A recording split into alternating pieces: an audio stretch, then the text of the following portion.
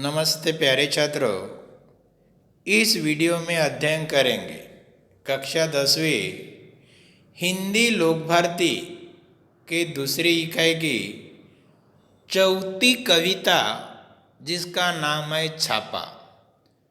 छापा इस कविता के दूसरे भाग का अध्ययन करेंगे।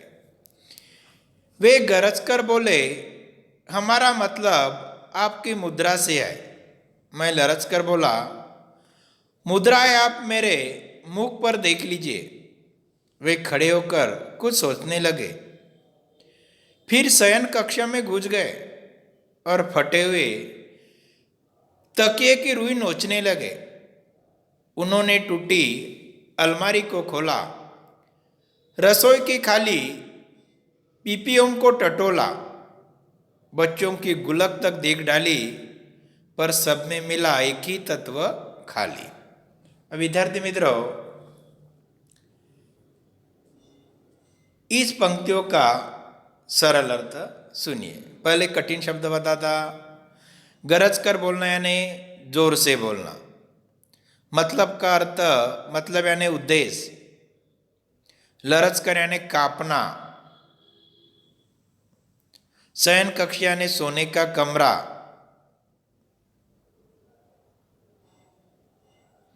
गुल्लक यानी मिट्टी का बना बर्तन जिसमें धन संग्रह किया जाता है।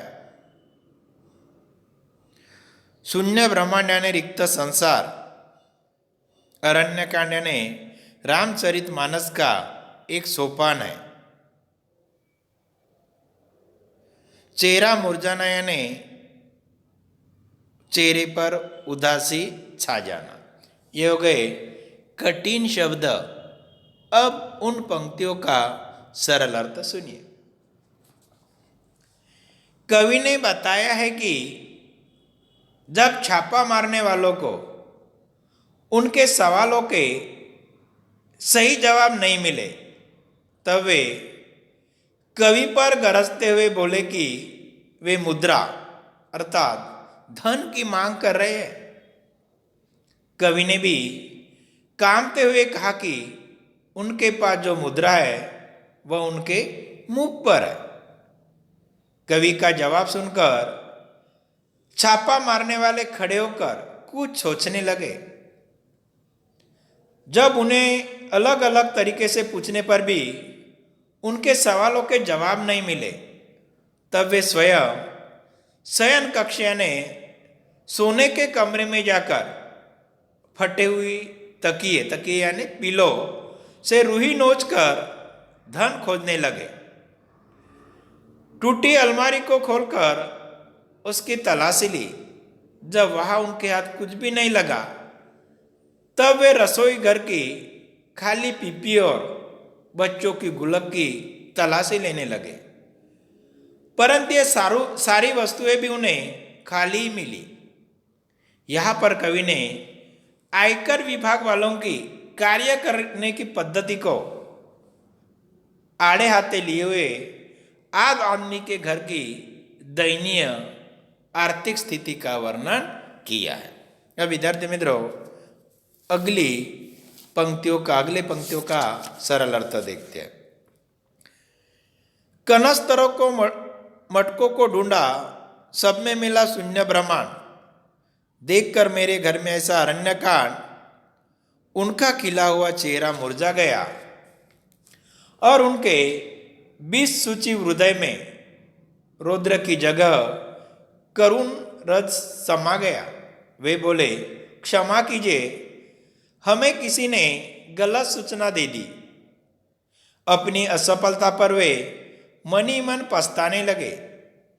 सिर झुकाकर वापिस जाने लगे। मैंने उन्हें कहा, ठहरिए। यहां तक देखते। अब इनके कठिन शब्द का लिखिए।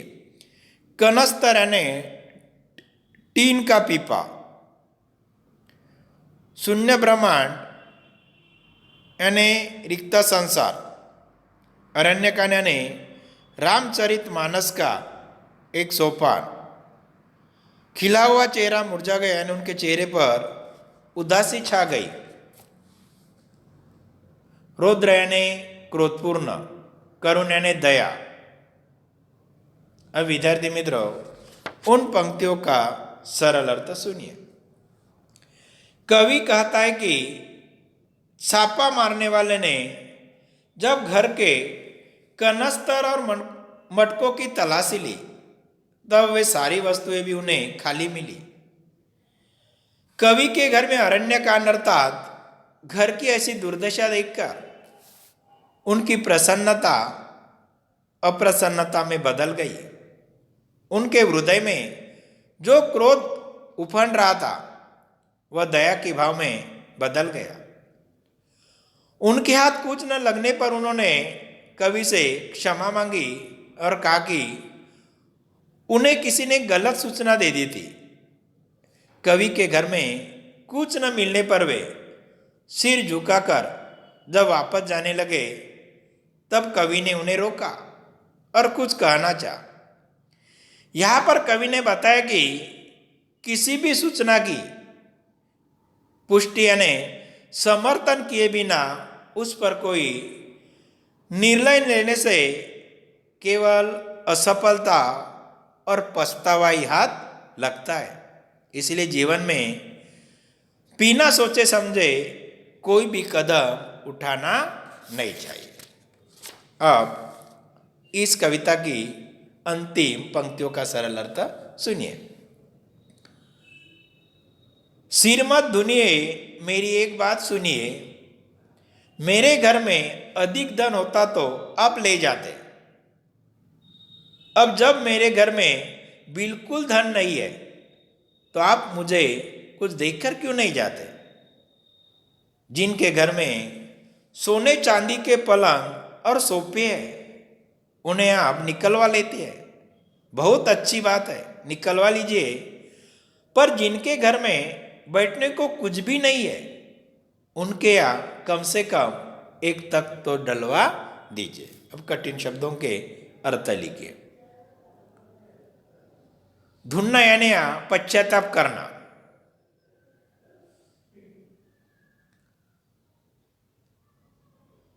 और तख्त यानी काट। ज्यादा कठिन शब्द ने विद्यार्थी मित्रों। अब उन पंक्तियों का सरल अर्थ सुनिए। प्रस्तुत पंक्तियों में कवि कहता है कि जब छापा मारने वाले उनके घर से पश्चाताप करते हुए जा रहे थे, तब उनको कवि ने रोका और कहा, घर में यदि धन मिलता तो आप उसे लेकर जाते, परंतु उनके घर में बिल्कुल धन नहीं है तो वे उन्हें धन देकर क्यों नहीं जा रहे। कवि कहता है कि जिनके घर में छापा मारने वालों को सोने चांदी के पलंग और सोफे मिलते हैं वे उसे अपने अधिकार में लेते हैं, यह उचित भी है। परंतु जिनके घर में बैठने के लिए कुछ नहीं मिलता उनके घर में उन्हें कम से कम एक तख्त यानी काट की व्यवस्था तो करनी चाहिए ही। यहाँ पर कवि ने छापा मारने वालों की कार्य करने की पद्धति पर व्यंग्य किया है। उन्होंने आयकर विभाग द्वारा अनधिकृत धन को जब्त करने की प्रशंसा करते हुए विभाग को गरीब परिवारों की मदद करने की सलाह भी अप्रत्यक्ष रूप से दी है। धन्यवाद विद्यार्थी मित्रों। यहीं पर छापा इस कविता का समापन होता है।